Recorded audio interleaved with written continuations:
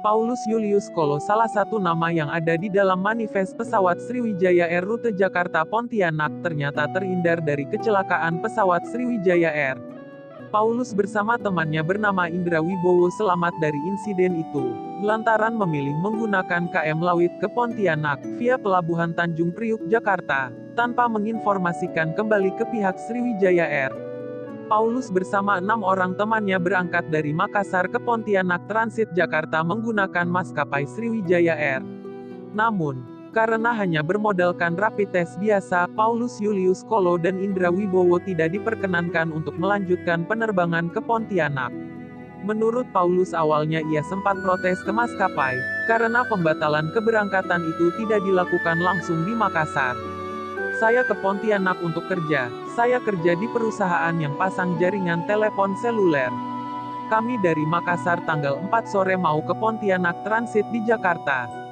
Saya dengan teman Indra Wibowo yang namanya urutan kedua di manifest itu tidak lanjut, karena katanya masuk Kalimantan Barat wajib swab, sedangkan kami dua hanya rapid test saja. Teman kami 4 orang itu langsung berangkat tanggal 5 pagi karena punya hasil swab, cerita Paulus.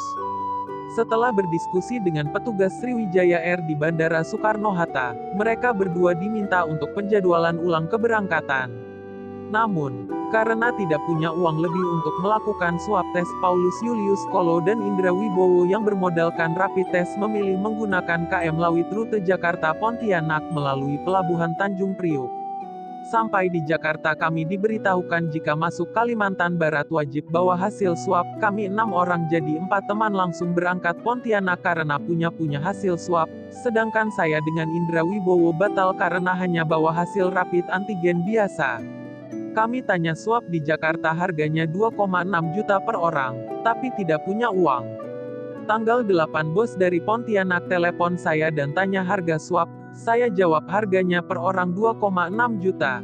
Makanya bos bilang kalau begitu pakai kapal laut saja, makanya tanggal 8 saya dengan Indra Wibowo naik kapal laut rute Jakarta Pontianak, di Pelabuhan Tanjung Priok, jelas Paulus. Dirinya baru mengetahui telah terjadi kecelakaan pada pesawat Sriwijaya RSJ 182, di Kepulauan Seribu setelah handphone miliknya mendapatkan sinyal. Walaupun syok dan menangis sendirian di dalam kapal setelah mendapat informasi kecelakaan itu, Paulus bersyukur atas kebesaran Tuhan. Kapal sudah mau sandar di pelabuhan baru ada sinyal, jadi baru saya lihat banyak informasi kalau pesawat Sriwijaya Air, yang saya batal naik itu jatuh di Kepulauan Seribu. Keluarga dan teman-teman telepon tanya kabar dan saya jelaskan kalau saya batal terbang dengan Sriwijaya Air dan pakai kapal laut ke Pontianak. Nama saya masuk manifest pertama dan Indra Wibowo nama kedua.